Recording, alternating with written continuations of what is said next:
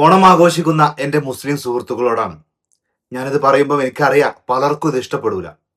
വർഗീയത പറയാണോ എന്നൊക്കെ ചോദിക്കും. പക്ഷെ എനിക്കിത് പറയാതിരിക്കാൻ നിർവാഹമില്ല. എൻ്റെ പൊന്നു സുഹൃത്തുക്കളെ, നിങ്ങൾ ഡാൻസ് കളിച്ചോളി, സെറ്റ് സാരിയോ സെറ്റുമുണ്ടോ ഒക്കെ എടുത്തോളി, പൂക്കളും ഒരുക്കിക്കോളി.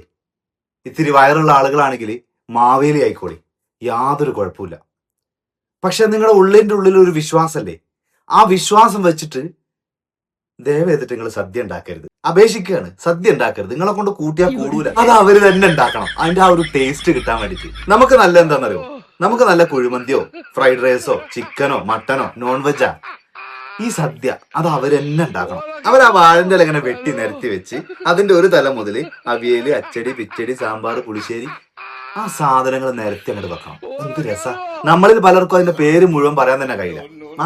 എനിക്ക് ആകെ അവിയല് മാത്രമേ അറിയുള്ളൂ. പിന്നെ അറിയുന്നത് ആ ശർക്കര വരട്ടിയും പുളിയിഞ്ചിയും. സത്യമായിട്ടും ഏതെങ്കിലും ഒരു കല്യാണത്തിന് പോയാൽ തന്നെ, സദ്യയുള്ള ഏതെങ്കിലും കല്യാണത്തിന് പോയാൽ തന്നെ ഫുഡൊക്കെ കഴിച്ചു കഴിഞ്ഞിട്ട് അങ്ങോട്ടും ഇങ്ങോട്ടും ഒരു നോട്ട. കാരണം ഇല അവിടുന്ന് ഇങ്ങോട്ട് മടക്കണം, ഇവിടുന്ന് അങ്ങോട്ട് മടക്കണം എന്ന് ഇപ്പോഴും കൺഫ്യൂഷനാണ്. ഏറെക്കുറെ എന്നെ പോലെ തന്നെ ആയിരിക്കും പലരും. അതുകൊണ്ട് ഞാൻ പറയാണ്, ദയവ് എതിർക്കുന്ന സദ്യ ഉണ്ടാക്കണം. അത് അവരുണ്ടാക്കട്ടെ. അവരുണ്ടാക്കിയിട്ട് നമുക്ക് അങ്ങോട്ട് കഴിക്കാൻ പോവാം. അതല്ല അല്ലേ? അതാ നല്ലത്.